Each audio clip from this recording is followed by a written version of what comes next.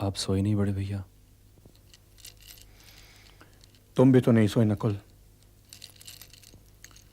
बैठो।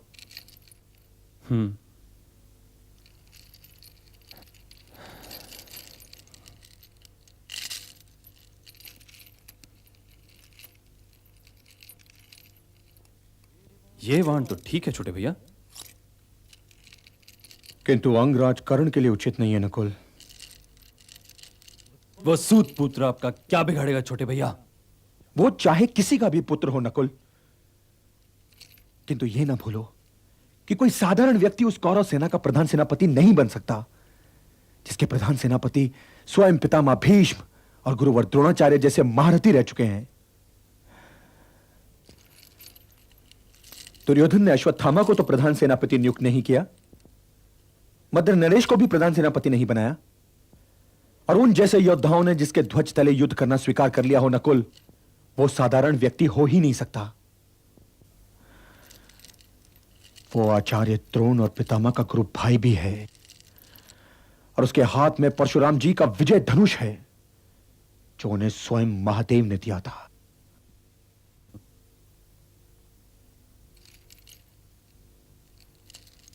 आप मुझे डरा रहे हो ना छोटे भैया? नहीं नकुल, नहीं। किंतु यदि युद्ध में जीतना हो तो डरना सीखो,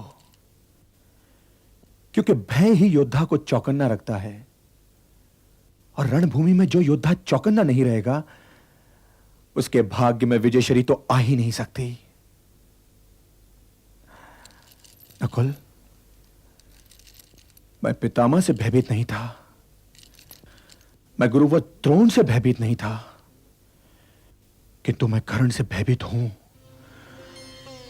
और यही कारण है कि मैं उसके लिए सर्वोत्तम वाण चुन रहा हूं।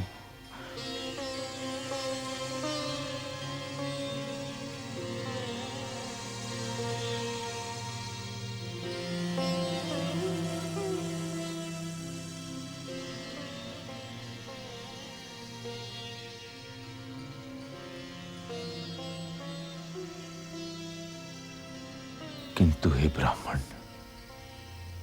पाप की परिभाषा यह है कि वो जानते बूझते किया गया हो।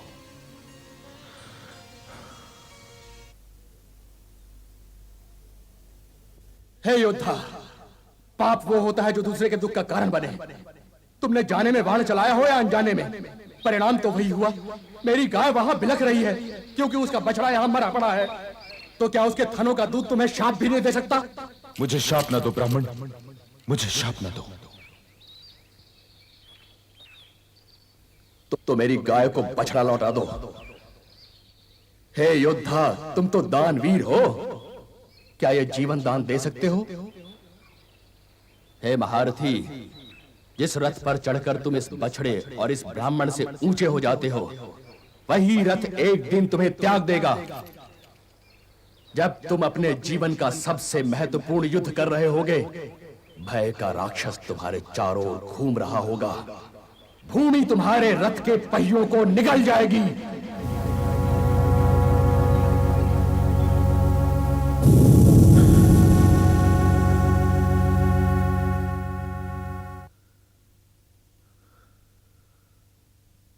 प्रधान सेनापति की जय हो। महारानी ने संदेश भेजा है कि आप रणभूमि की ओर प्रस्थान करने से पहले उनकी सेवा में उपस्थित हों।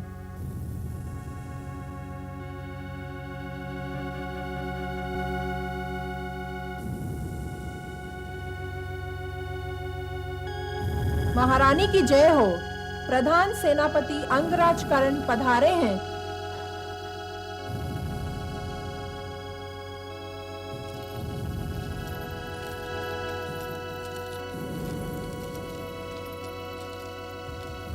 प्रणाम महारानी।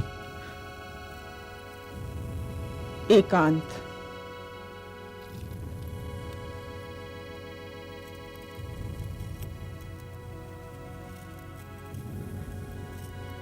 स्थान ग्रहण करो अंगराज।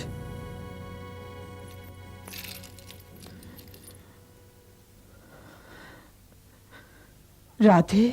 आज्ञा महारानी। मैं केवल महारानी नहीं हूं, मैं तुम्हारे सबसे प्रिय दुर्योधन की माता भी हूं। इसलिए यदि संभव हो तो कुछ क्षणों के लिए ये भूल जाओ कि मैं महारानी हूं। कुछ क्षणों के लिए मुझे माता भी मान सकते हो। माता तो आप हैं ही। आप महारानी होने के नाते भी मुझे आदेश दे सकती हैं और दुर्योधन की माता श्री होने के नाते भी। अभी मुझे केवल दुर्योधन की माता ही रहने दो। उसके मित्र हो, इस नाते मैं तुम्हें पुत्र कहने का अधिकार रखती हूं या नहीं? यदि मैं दुर्योधन का मित्र ना भी रहा होता तब भी आपको मुझे पुत्र कहने का अधिकार होता महारानी। आयुष्मान भव पुत्र। इस आशीर्वाद का इस रणभूमि में कोई अर्थ नहीं रह गया है। यह आशीर्वाद तो आपने दुशासन को भी दिया होगा ना? हाँ पुत्र, किंतु ये माताओं का सबसे प्रिय आशीर्वाद है। राधे, मेरा दुर्योधन रणभूमि में अब बिल्कुल अकेला है। यदि वो क्रोध में कोई कड़वी बात बोल दे तो उसकी बात का बुरा न मानना पुत्र, और उसका साथ न छोड़ना। छाया वृक्ष का साथ छोड़ सकती है माते, धूप सूर्य को त्याग सकती है, हिम हिमालय को त्याग सकता है, किंतु यह राधा जिसे दुर्योधन ने अंगराज बनाया था, दुर्योधन को नहीं त्याग सकता। इसलिए अपने जीवन काल में तो दुर्योधन के वीर गति को प्राप्त होने के लिए मैंने सारे मार्ग अपनी निष्ठा से बंद कर रखे हैं। मेरे वीर गति को प्राप्त होने के उपरांत क्या होगा यह मैं नहीं कह सकता। तुम अपने वीर गति को प्राप्त होने की बात क्यों कर रहे हो पुत्र? इसलिए माते कि आज अर्जुन से मेरा निर्णायक युद्ध होने वाला है। आप हम दोनों में से किसे आज का सूर्यास्त देखने का आशीर्वाद देंगी?